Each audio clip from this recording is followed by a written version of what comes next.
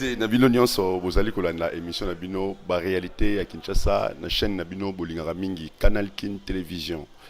Merci Nabino Nyonso, vous allez partout, Afrique, Europe, Asie. Pe bande ko Nabino Nyonso, vous allez na Est, ba Congo, vous allez na Katanga, Bambote Nabino Ebele, Mingi Mingi, Bokomela Kibiso Ebele, Bele, Bosenga Kibiso. Tous les Nabino Nyonso, Ndeko, Nicolas Mujaji, ou tous allez na Lelo, Mbote Ndeko. Mbote Ndeko.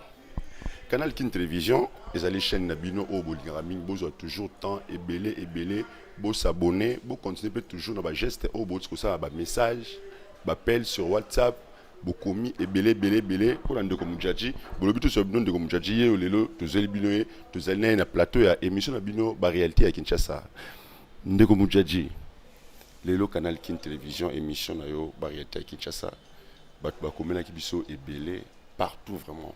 Monde au bakomi qui tous les sous les lots tout me robeta moi masolo muke mboka mais avant tout banda masolo là tout betalon les lots ville Kinshasa mbula oyo bandaki komanda bututi les lots ndeko mujaji na yebiki otamboli pe na ville Kinshasa au moni ville Kinshasa les lots ndeni.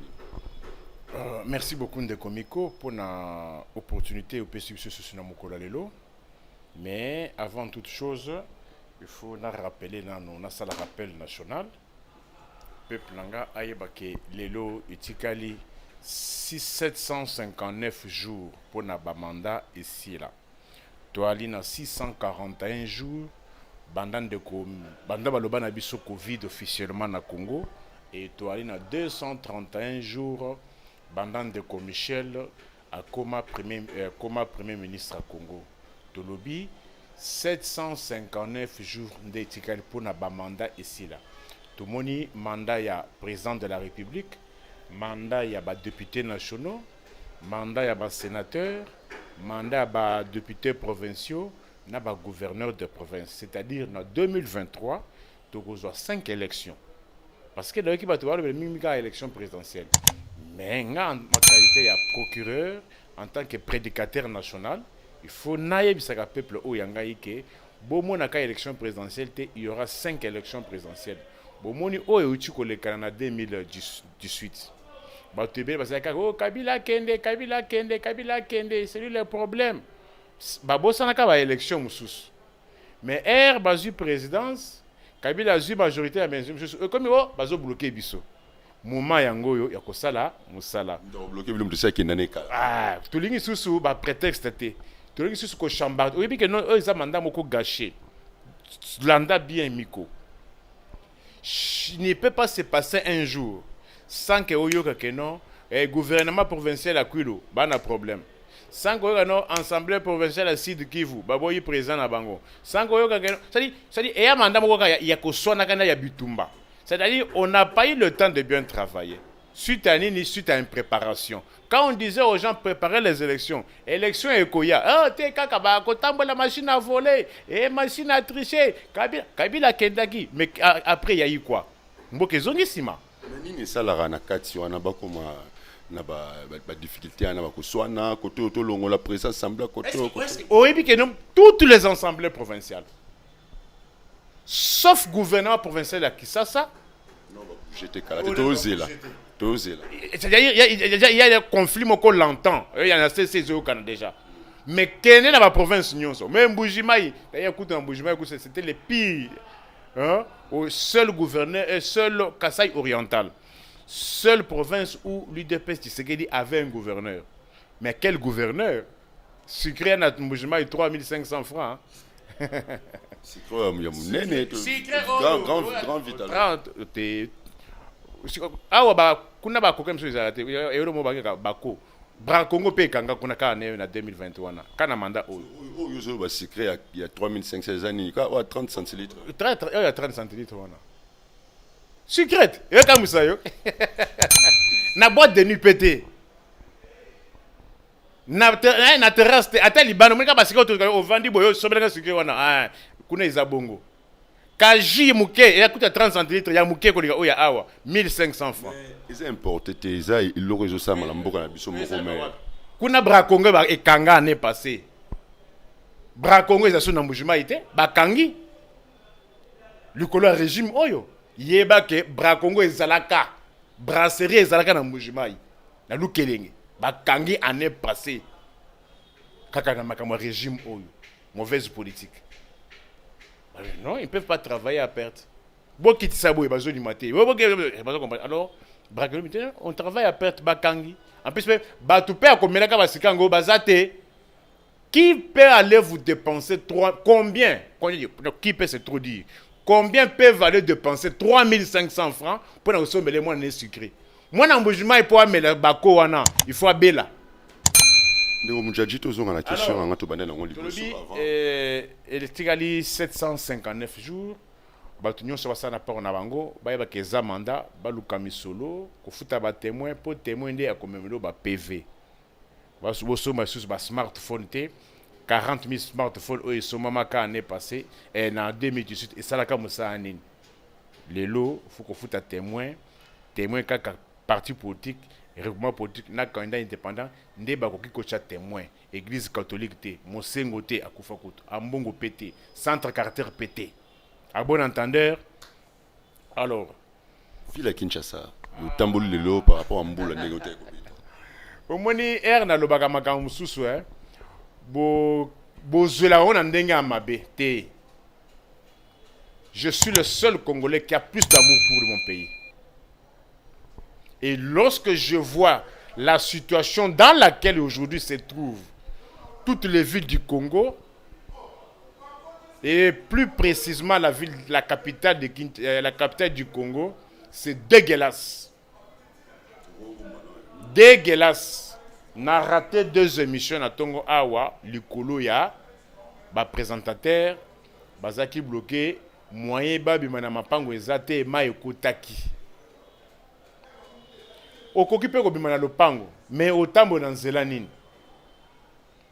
Tala avenue au so mutu afanya neti na kapela wana akoma ondenge nini ils des gars croisement kapela kimwenza eleki libulu manzengele me bolobeka ngote malembe yo kozwa part na ngai te. Je te montre que je suis procureur naïbi Congo nabi ça et je connais les difficultés de mon peuple. Toi aussi ça n'a pas tout bayoka bien. Avenue Kimwenza Kapela. Tala libulu eleki libulu manzengele. O ekenda sango wana. Mais tellement que o eleki comme eleki ebele moyen kutu balo belango ezate. Contre na avenue wana Kimwenza ezana etanine. Mabulu partout. Ah musikate rond-point des Huileries. Deuxième année yango ezana etanine. Ezaka baye lelo. Est-ce que plate net rond-point des Huileries wana? Et il y a place à continuer à faire des mensonges à 50, madame, comme ici. Mais au moins, tu rond-point des zones, tu as 2-3 personnes. Parce que ça me semble que tu as au moins 3-4 briques à l'ébatiki na bango. Babungi ata 1 mois.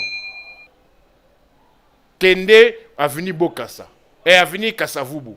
Tronçon, Rwakadingi ou Soki. Et ça, c'est un. Est-ce que ça, comme place son âme? Au cas où on a ça, en plus, Moussikate na Gombe. C'est-à-dire, Gombe ali capitale à Kisasa. Mais que notre zela ezana etanine.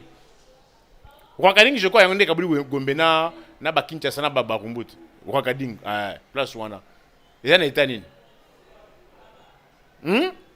Kende avenue Oyo, liboso ya ministère ya communication ya média. Place ministre o asala ka point de presse wana vandaka. RTNC2. Mabulu eza wana combien?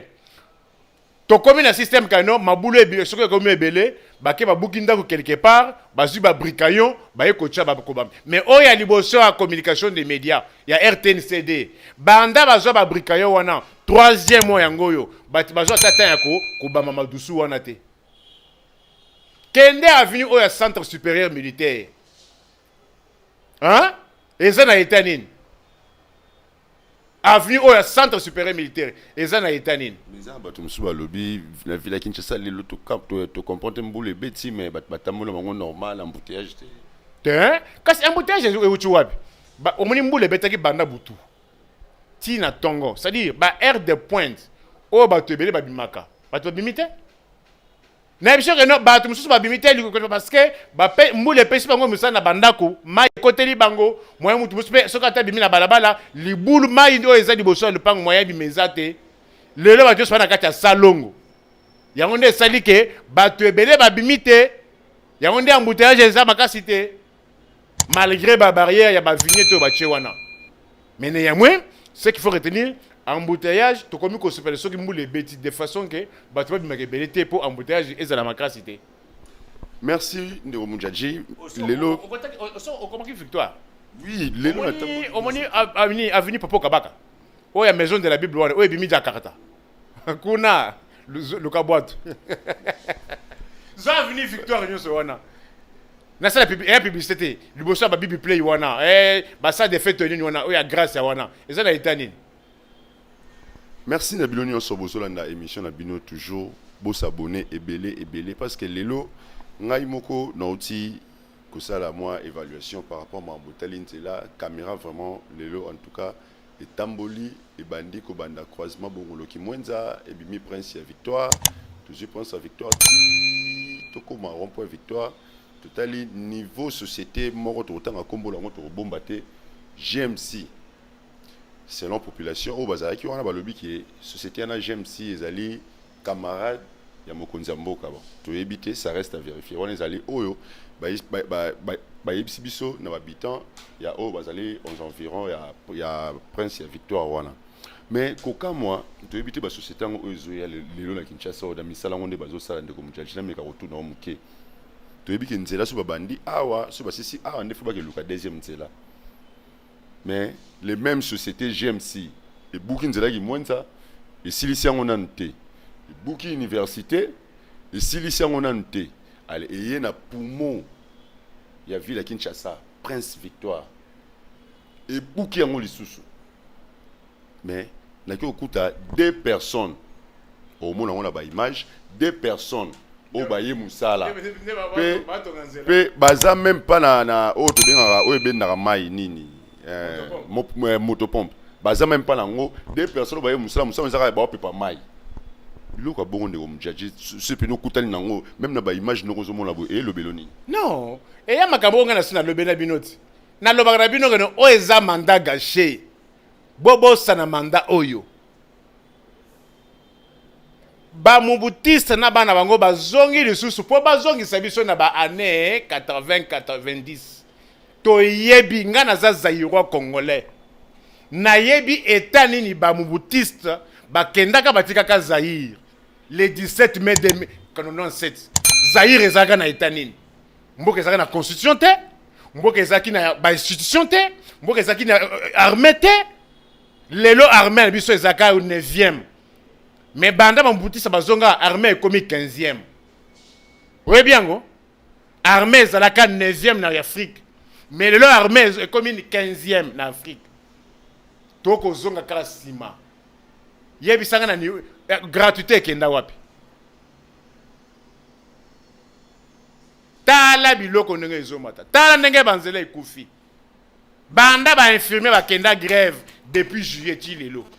Masole zaka hier. Ndeko Mudjadji na sali interview na ndeko moko alobi papa na oloba sunu nini Simon Kimbangu saloba ke Congo ti na suka nango ekoma na mboka mabulu lelo to pesa papa Simon Kimbangu raison mutu oyo pardon Ndeko Mudjadji pe à part wana o ndeko na lobi to mona awa moko ya vice gouverneur na biso oh lelo aza na place te na ndeko na biso ya Nerombung alobi tant bozolo ba kin bopeto mais eza na budget te pe ekosala eloko te ekosimba te yango lelo ndeko Nerombung batie libanda toni est-ce que yebisanga eza na niveau national eza na niveau provincial ou est-ce qu'il y a la planification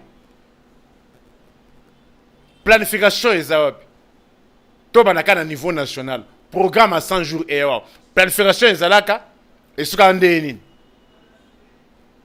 gratuité et ya awa et to komi wapi na gratuité baye awa babuki zando deuxième année yangoyo planification ezaki wapi marché modernement te batongi pemela fa babuka zando na lobi bayaki awa babuki zando liebisanga lelo planification ezako parce que lelo deuxième année yango oyo zando ekomi toilette publique ya bato zando ekomi hôtel au lokoti mwasi wana tout autour wana au pesi ba poche 500 au koti kuna zando combien régime et tindi bato na chômage likolo ya zando wana en plus bobo sanate 80% ya bato batekaka na zando wana bambongo na bango euta na banque ezaka ba crédit eta ya bato wana lelo eza wapi avant kutu zando babuka zando confinement ya covid commerce salema confinement ya covid commerce 5 mois et salema oyo bato wana bakota banyongo ya baloyer après le confinement nde boyo kobuka wana avec quelle intention ya kotorturer la population te bosukeli wana te boyena my god ezalaka awa na sima awa my god bureau ne moko ezalaka awa eza projet moko ya baaméricain ya kala kabila bandaki koboya bakongole bakomba millionnaire beton aye alingi bakongole bakomba millionnaire totuna na siko lelo qui accepte la responsabilité ya my god et qui est à mesure ya koévaluer mbongo oyo bato ya my god bakenda nango qui peut faire cette évaluation là bato ya $50,000 bazali bato ya $1,000 bazali bato ya $100 bazali bato ya $5,000 bazali il y a 10,000 il y a 12,000 mutu à tous les niveaux bato kutu mususu batika commerce oyo bandaki kosala bake kotya mbongo nyonso na my god lelo toyi wapi musu baganyaka mpe bazwa bambongo papa my god comment ça fonctionnait il a fonctionné 11 mois 11 mois c'est comme ndenge basalaka po zwa nini soso obwaki nanu mwa loso matanga mwa sango allez après po ça nini vous comprendre régime oyo bakangi ba funerarium nyonso bisika bato bachaka bibembe na intention nini avant confinement ba confiner ti lelo ba sa de ba funerarium so wana ba sutu bakangi na kokanga mais batindi bato na chômage mais kende na hôpital du cinquantenaire bali kofuta $1,000 pour na 3 heures hôpital du cinquantenaire on a 24 $1,000 pour na 3 heures kuna confinement et kuna contamination à covid exacté est-ce que tout na ba nombre ya ba funérailles o ezaka na Kisasa toza ka moyenne ya 150 funérailles na Kisasa fois 5 travailleurs toi na 450 travailleurs bato wana bana basina bana lelo ba famille wana bazo vivre ndenge nini parce que covid oui yaka mais il faut aussi voir les aspects économiques mais vous avez tout gobé ya Mundele mais Mundele quand Mundele confiné chez eux il y avait des mesures d'accompagnement Mundele ce qu'a pekisi muto sala te nyamwa on les payait après kisi ni restaurant était caté néanmoins payé donner des solutions pour le loyer mais awa loyer nyonso bato wana ya ba terrasse ya ba funerarium ya ba salle de fête parce que ya ba salle de fête muso bato bafutelaka ya ba salle de fête et oh ya ba magasin na zando nyonso wana bon si vous trouvez solution entre bailleur na locataire ba garantie ya bato boni ekobunga préparation ezaki wapi covid commerce oboyela ba congolais awa ya poto to bando mona bato ya covid bazo ba malade ya covid ba la kisabango mais oh ya biso ya covid o to mona na hôpital du cinquantenaire baza na kati ya pelouse ba ko loka fufu ya kolia banda ba maki bango premier cas ya covid oh l'état congolais a la kisa ba peuple ezaka ya lukuta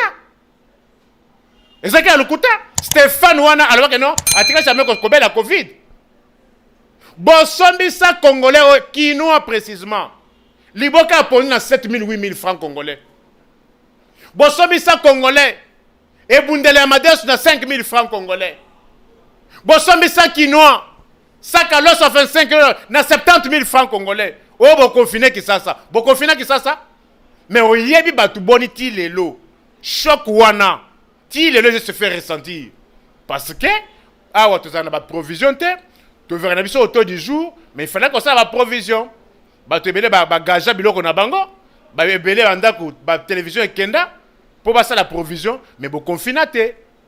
Après, qu'est-ce qui était arrivé après? Les lots qui na stade Tata Raphaël. Bon timola maboulou ma ezawana. J'ai à francophonie eza na mois d'août 2022. Ce qu'on tali volume à Moussala par rapport à tango etikali. Yo mi j'ai à francophonie ba osala lango a on a stade Tata Raphaël. Ah ouais boké de sous ko même biso ba maison préfabriquée na Turquie hein. Mais qu'est ba procès sous ya? Quel est le procès pour l'instant Tata Raphaël? Bande! Le procès n'est tieni. Tout le monde a procès. Ah, il y a une maison préfabriquée à Kanchachis. Oh, bah, il y a une maison préfabriquée en Turquie. Parce que le lot, toi, dans le mois de décembre, j'ai la francophonie et ça dans le mois d'août, il y a l'année 2022. Ce qu'on t'a dit, ma boulot à Timon dans le stade Tata Raphaël. Il fallait que ça la misala wana po j'ai la francophonie et ça les mawana. Mais par rapport y a tant au etikali. S'il faut tonga et qu'on a combien de temps mon frère? Et on a combien de temps? Mais tout autour wana batera sur son âme bobuka botini batu na ba chômage. Mais qu'est-ce qu'on a Tata Raphaël? Mai na mai. Bato le komi koko ya nase. Préparation ezalaki wapi. Merci Ndeko Mundjadji, merci Ndeko Zolanda Biso, continuer toujours Kolanda Biso. Mais Ndeko Mundjadji ezali na moko ya ba téléspectateur na biso atala biso mingi azali na Allemagne. Le King Ginjoli na Mama Espérance Louveau Zonjoli. Balobaki to meka kotuna yo motuna moko oyo. Motuna ngo ezali babi biso nyonso to ute koyemba. Phare DC, Loka Makasi, Phare DC, Bisso, Basoda na Bisso fin, état de siège, tout kangé déjà la frontière presque nyonso. Bisso attaque sans recul. Les loyo actualité commis, tu qui armée ougandais et Koti. La RDC pour bien gagner sur rebelle. Bisso boko Basoda Balembi, Makasi ça soutien. Ezali omoni mboka bakamba kangote na lukuta. Na calomnie, na impréparation. Et là, que ça caractérisait le régime où ils allaient mensonge, calomnie et impréparation. Les lois comme qu'on bête masolo ya ba Ougandais, mais lobby masolo ya ba Kenya ils kenda wapi. Toyoka que non armée Kenya ne paye quota, kapona bitumango. Basaka mulolo armée kenyane diplomatie agissante armée kenyane yé toloba vous-même les propriétaires du Congo vous-même les nationaux vous n'arrivez pas à couper sa solution vous voulez qu'une autre armée étrangère ait à couper sa solution diplomatie agissante armée kenyane kenda comme ça ne suffisait pas toujours votre prétendue diplomatie. Oh, soldats américains baillés. Soldats américains baillés. Où en sommes-nous avec les soldats américains? Où en sommes-nous? 500 000. Où en sommes-nous sur le terrain? L'Elona Congo. Qui peut accepter que son prochain soit tué tous les jours? Nanya kondi mango. Mais l'Elona Congo, massacre est commis dans règle. Est commis normal. Si on tue, c'est normal. Ce qui va vomiter est commis exception. Les massacres sont quotidiens. Djougou, Dro, Boutembo, partout là-bas. Il y avait moins de groupes armés. Maintenant, on est au-delà de 10 groupes armés. Qui sait même les évaluer? Bas massacre, bas prise d'otages. Mon frère, Congolais, a ça comme on a passé. Lelo bolongwe bokeko pesa armée bokeko kotisa na banguna oyo baboma congolais oyo bapilla congolais.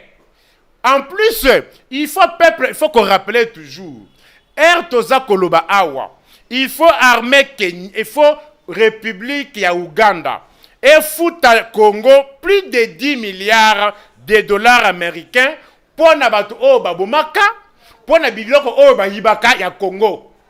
C'est-à-dire l'Ouganda est redevable vis-à-vis de la RDC. Il faut Ouganda afuta biso pona mabe oyo asala. Mais tala lelo oyo régime ya ba Mobutis na bana bango bazongi Rwanda oyo banaki kobenga Satan ba komisi ba frère. Ouganda oyo banaki kobenga susu diable ba komisi ba frère. Mais pas si désolation oyo bango ba subissa na peuple congolais. Bino ba congolais bo beta maboko. Mboka ezako kende. Torobaka état de siège, oui. Mais est-ce que peut se solution? Parce que ce sont toujours les mêmes militaires qui seront au front.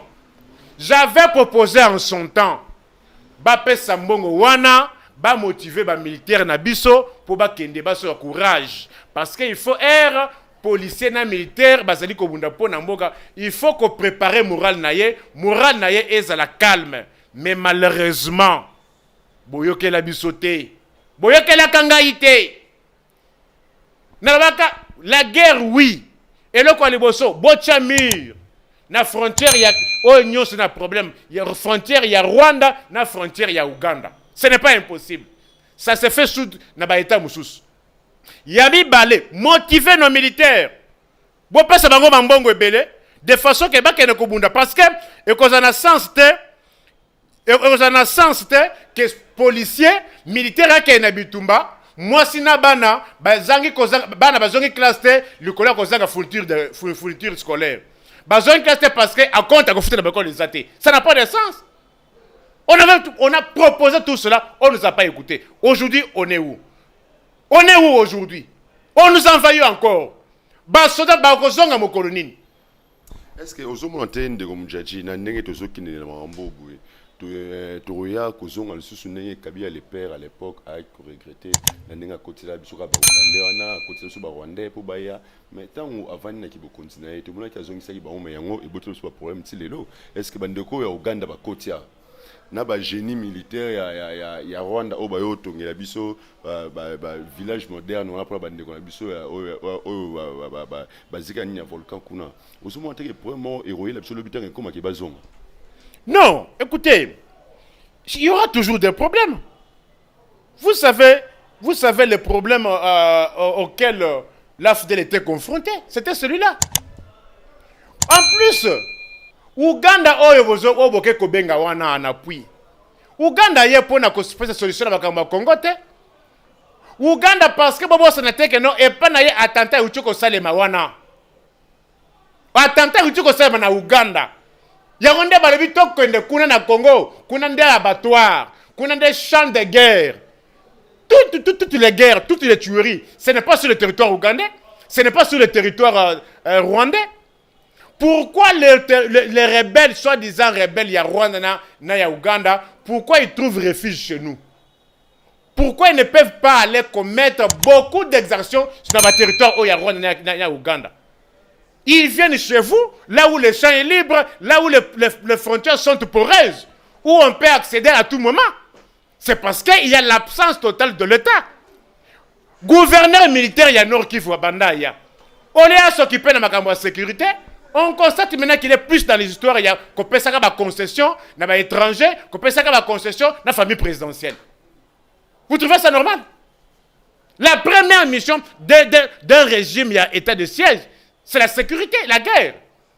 Mais on voit des lettres, on voit tout le monde qui a une signature, une cérémonie, il y a un belé dans l'étranger, une concession dans la famille présidentielle. Ce n'est pas ça sa mission. Mais entre-temps, le peuple qui est tué tous les jours là, il gagne quoi? Or, la première mission de l'État, c'est sécurité des personnes et leurs biens. Si on a personne qui est au côté par rapport à la sécurité, on paie ça combien?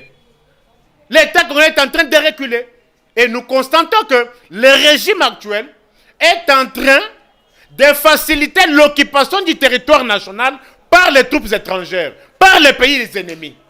Et le comble est que le régime actuel nous a présenté le Rwanda et les Ougandais comme étant des ennemis du Congo. Mais maintenant, ce sont plus de collaborateurs, il y a Rwanda, il y a Ouganda. Pourquoi ça? Quelqu'un cette relation? Bobo Sanate, n'a congolais. Si les lots totikali koyeba contenu, il y a contrat Oyo Kinshasa a signé na Rwanda te. ti lelo pe contrat wana batikala jamais ko publier yango na journal officiel. Or mibeko mboka elobi il faut ko publier contrat nyonso na journal officiel. Mais ti lelo contenu wana totikali koyeba te. Tokomi koyoka makambo ba 30 millions ya ba cité moderne. Tokomi koyoka aéroport ya Goma. Gestion nango ekomi na moko ya Rwanda. Lele ba tout Ougandais bakoti. Peuple congolais bo fongola miso. Je ne fais qu'attirer la sonnette d'alarme. Je vous ai toujours dit, ba mubutis na bana na bango, ba kutaka Congo, ya Belge florissant. Ba zongi sango na sima. Ba zongi lisusu, ba se reconstituer. Ba kuti Congo sur les rails. Constitution, les institutions. Ba désacraliser ba institutions sur Congo. Toutes les institutions ont subi, ont connu des problèmes sérieux, ont été chambardés. Namanda Oyo, débat et emploi exaté. Exaté. Combien d'emplois ont-ils créés? Mais néanmoins, on peut vous dire, il y a eu combien de voyages à l'étranger? Inutile. T'as là-bas immeuble les lots, peuple après. Ndeko mujaji so il est là ba tuna yo opesa mo makanisi par rapport à ba pays au presque nous surtout dans ba frontière na bisonnet ba o tout moins déjà ba Rwanda ba Uganda ni pona yo makanisi no opesa autant super gouvernement na biso ba ko yo ko pe ba salela bango ba ba conseil te na pekisa bango ba ke na makambo état de siège te ba yo kaka te na lobaka gratuité ko simba te. Avant toute chose, il faut une étude de faisabilité. Bayo kelangaite, le loto zawapi. Bobu kazando te, le loto zawapi. Bolongo la mouyi biaram, bazolongo la te, le loto zawapi. Mais vous voulez comment? On prodigue des conseils à ceux qui sont disposés à connaître conseil. Mais face aux incrédules, à ceux qui ne tiennent qu'à leur position. Alors, comment on va avancer? Comment on peut avancer?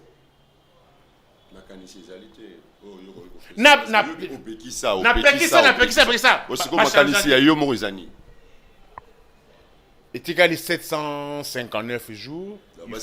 Il faut aller vite aux élections pour qu'il y ait un nouveau régime.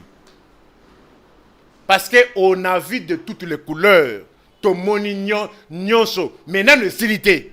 Mais vous assurez un régime c'est ça, c'est une raison. C'est-à-dire, on a tenté avec celui-ci, on n'a pas écouté. Parce que vous savez que non, Toluka changement, mais aussi changement Yamabe, aussi changement négatif. Vous savez régime ils ont et aux Zonga, n'a pas voté régime Oyo. Un Congolais consensueux. Dans le Congo tout est possible. J'ai dit un Congolais consensueux qui peut donner la voix encore. Na Oto Komona Oyo. 2006, Toboy, Kabila, Tokomi, 2011, pas d'élection, Kabila Zone. Et ça qui est intoxication. Ces régimes, nous pouvons les coter sur base d'indicateurs. Tout est possible. Mais Mobutu Alobaka, un fruit ne tombe que quand tu l'es mûr. Mais mûr ou pas mûr, sous l'effet de l'ouragan, le fruit tombe. Je ne vois pas 10 Congolais consensueux peut savoir na mandat na dirigeant au parce que balaki sibiso nyonso violation de la constitution kolobate ba détournement ya bambongo ba dépassement budgétaire ta la flambée des prix hyperinflation calculer biloko o ba congolais ba salaire mikolo nyonso et ça ba augmentation il y a 200%. Zo le savon les coques. Yo na tongo o sali savon te mais savon wana est triplat. Zo savon familia est triplat. Zo savon brillant est triplat.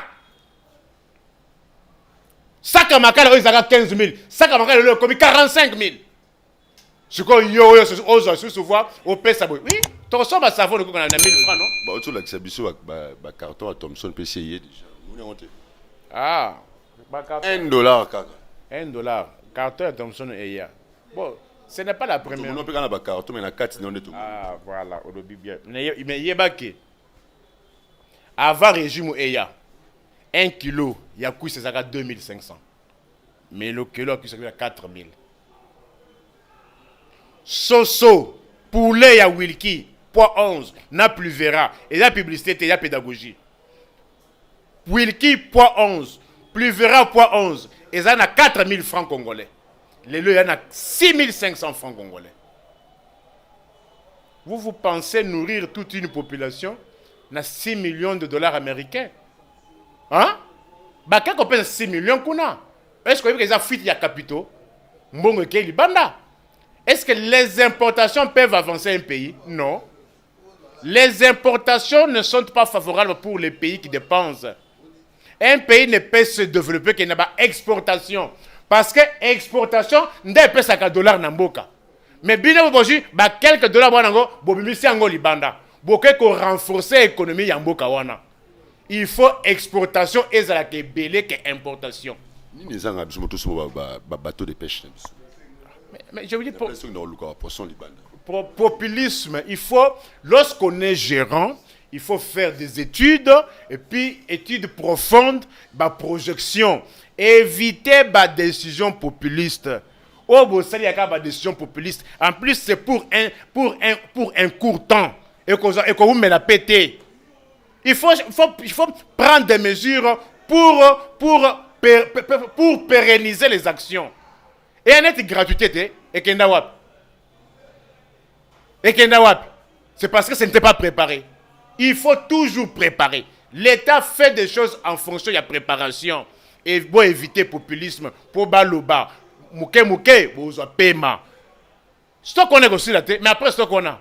Mais gratuité, ils continuent à part la 7e, 8e. L'année passée, on avait payé, non? 7e et 8e. Mais année haute, c'est comment? Et pourquoi on a enlevé? Pourquoi? Populisme, le bâté.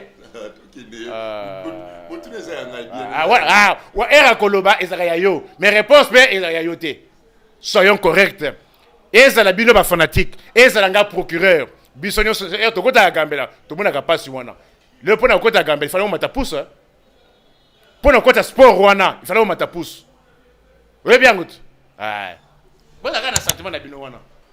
Ndeko Mudjadji, ils ont un message morié par la biso batinde de biso na pasteur Jean-Robert Chitoko, et l'église Momorija. Alors bien tout le monde Ndeko Mudjadji, pourquoi na Congo ka ba million te bungaka? Tout ce que on a déjà kalaté ba mieux bungi allez balancer même pas campagne que kalaté bazo banda ote ka vignette mbala moko na nzela wa no bazu solution bongo bungi kuna te mais mbala moko bi na nzela pas congolais somba vignette mais na nzela nini oh mitu ekoleka. Bon, ce qui est vrai, vignette et ali impôt. Ça s'appelle impôt véhicule. Namibeko, ce qui vous allez ko futa impôt, ko tout nate, que l'État ko sa nini. Et loko oyo Namibeko, parce que c'est ça l'état des droits. Il y a bien un état des droits, et zaka ya bikanga kanga. Na ko zwa kambongo. Mais ce que non état des droits paye, sécuriser bat. Bo futa paye bat malam. Ils appellent état des droits. Bolongo la Daniel Massaro, na prison, deuxième année Yangoyo, Banda Bokangaye, procès à la KT. C'est ça fait aussi partie de l'état des droits. On a pour mesure de grâce déjà Kalaté. Mais est-ce qu'on peut gracier quelqu'un dont on ne connaît pas son sort? Statut à Daniel Massaro et Zanini Lelo. Est-il poursuivi pour quel chef d'infraction? On a une mesure de grâce. Après, quand on a Lukuta, on a fraude des Zalaka. Mais ce qu'on a dit ordonnance, on a niveau à cour de cassation, Bazaka 3. Oh, vas-y, grâce, wana. Quand on a un populisme dans Lukuta, bakangi na 2 millions, bon, il y a Lukuta. Bon, si vous avez un procès contre Willy Bakonga, il y a détournement.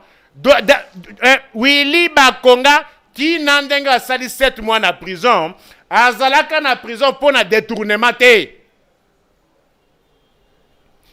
que vous avez Willy Bakonga, s'il a été condamné, mes frères, c'est moi Mudjadji qui parle.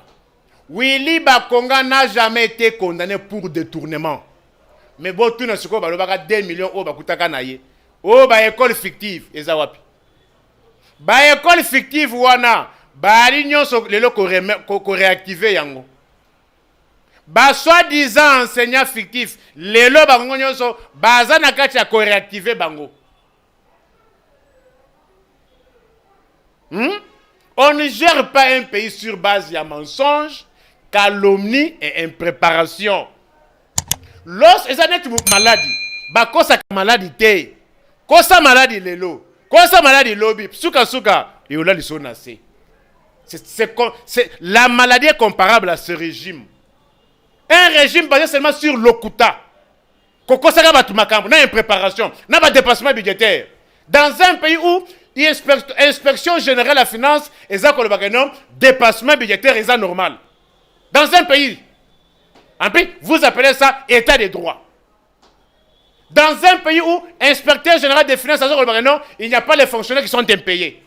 Au moment où les députés provinciaux acquisent 10 mois, 11 mois, 15 mois d'arriérés de salaire. Dans un pays où les ministres provinciaux sont impayés. Mais vous trouvez quelqu'un, un inspecteur général des finances, qui est un partisan d'un parti politique, qui vous dit que non, il n'y a pas d'impayement des fonctionnaires de l'État. C'est gravissime. Hein?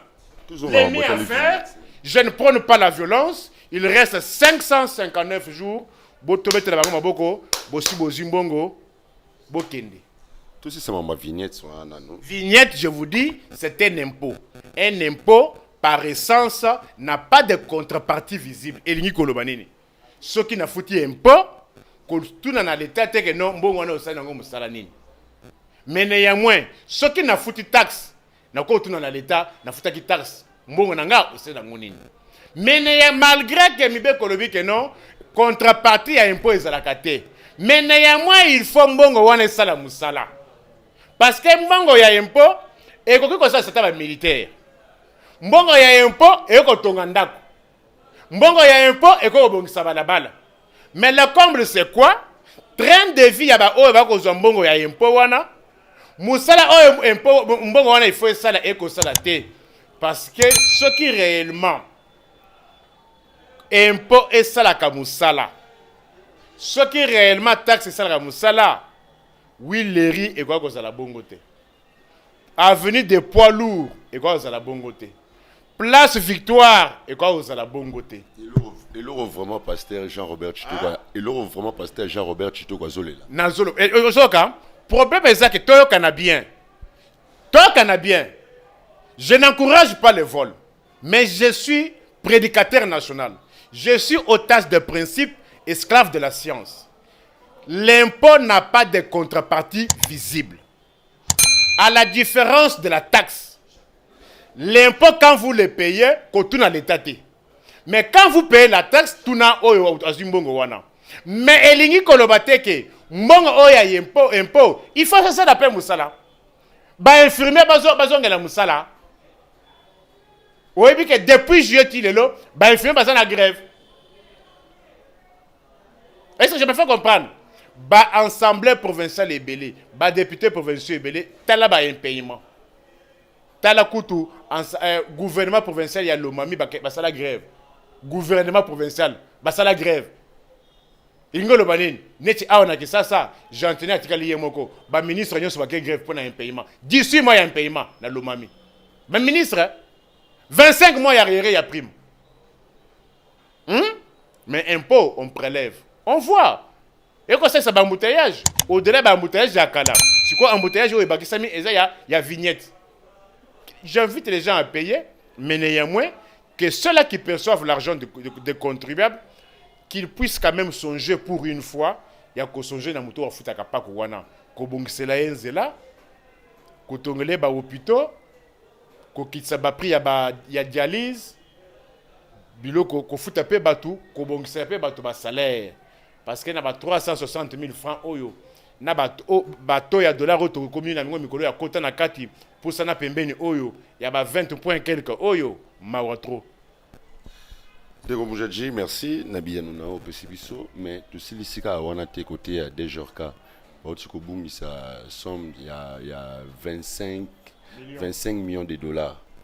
Mais Koulanda déjà lundi na émission ya bandeko ya équipe nationale déjà le bic est non.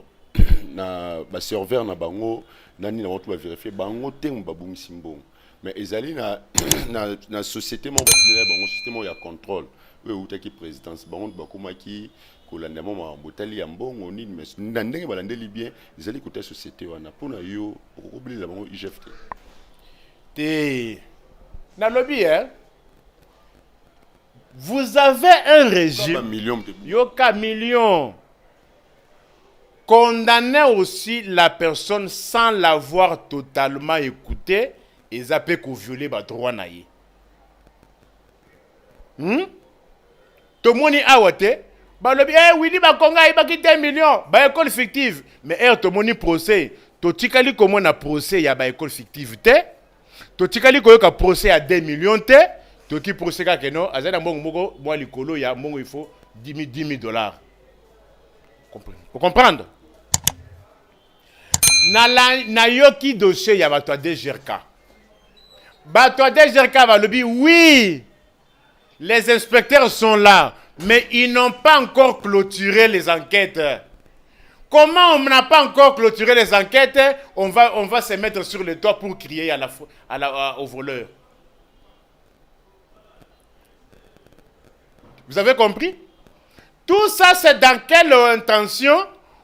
Pour na public que on lutte contre la corruption, on lutte contre le détournement, aussi longtemps qu'on n'a pas encore clôturé les enquêtes. Dites-moi, quelle valeur, quelle force qu'a un tel rapport si on n'a pas encore clôturé les enquêtes?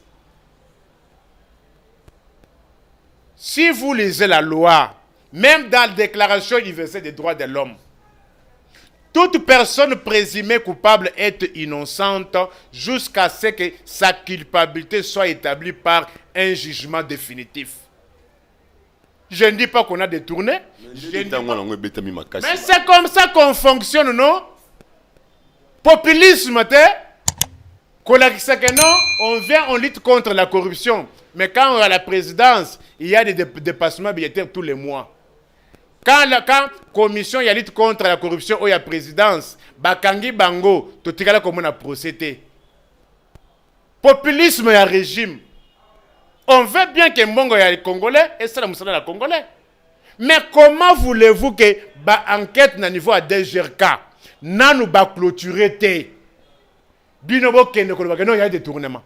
C'est tendancieux. C'est tendancieux. Maintenant au finish. Mais s'il arrivait qu'ils n'ont pas détourné, comment rétablir leur dignité? Comment rétablir leur dignité? La personnalité. C'est ça la personnalité, non? Mais ah, non, attention, c'est réputation ya moto. Ok, la justice au rap. Attention, à la justice, va condamner l'État. Va foutre ailleurs. Ah, va foutre à Banyongote. État, oh, ya kindafunga, oh. Merci de Romujaji tokomi na suka mais motuna ya suka ezali na ngina tuna yo par rapport ya bande ko na biso ya chaîne nationale RTNC radio télévision congolaise grève sur le ki wana siko okuta libana ba fam bata fanfala bata banzungu o balati basaki o baye pena ba vuvuzela baye na ngwana loyembo libanda mbongo ebima batata batu kuna misu ba oza ko pension na bango ba pesa ata mbongo na ya kende rien misu ba lobi bon atanga DGP OSika yepe kuna akoti liste na mususu a radier batu musu o neti batata na bango bakufa ba na ko kata salaire na ye po batina na SNCS lobi esunga mo sina na bana ayebokei bolongoli komo tata siko ba mbongo na bango oyo ekenda bakata ba salaire po bombela ki mo ndamu na ye na SNCS ekenda wapi yo ko loba nini? CNSS, ils allaient sécurité sociale. C'est-à-dire, ils allaient préparer l'après-carrière Yamout. Pour ça, ça y est. Les problèmes sont les jeunes dans la société. Yo le blaka mutu oza na retraite, mais o azoko sala musala bazoko occupé yete. Est-ce qu'on peut faire une explication? Mais grève, la bite c'est un paiement. Mais na lobby est-ce qu'on peut faire une explication? Il y a que un député provincial a ça la une année à foutre à mater. Explication européenne. Je te fais réfléchir. Député provincial ouana, ministre provincial ouana. Au foot était 15 mois. Ko bazali. A cheki mbongo na my god. Bolie mbongo na my god. Azalaki na dépôt na zando, bobuki zando. Je te fais réfléchir. Azalaka na salle na ya tanda bibembe. Bokangi yango. A vivre ndeni. A vivre ndeni. Pesa nga mutu réponse. Non, vivre bien parce que il pas moi aussi à la base, faut pas dire avec la famille va hôtel mais qui de chose à député. A vivre ndeni parce que kati ba source na yo sur financement. A vivre ndeni. Na régime oyo nanu tomoni te tokomona ils sont ailleurs baza comme ba congolais mikonyoso vous suivez est-ce que vous suivez même les communiqués le prise de position du régime bon moni ministre la communication abimi parce que ayebaki que non et loko moko izoya wana ya Burugandais mais ba semaine passée wana bono yokaye Yebisanga autorité moko congolaise oh yoka qui année passée semaine passée à le ba tuerie à est. Yebisanga te. On ne peut pas bâtir un pays sur base de mensonges, calomnie et impréparation. L'État on les gère sur base de préparation. Ba étude profonde, ba projection. Mais n'endenga populisme oyo.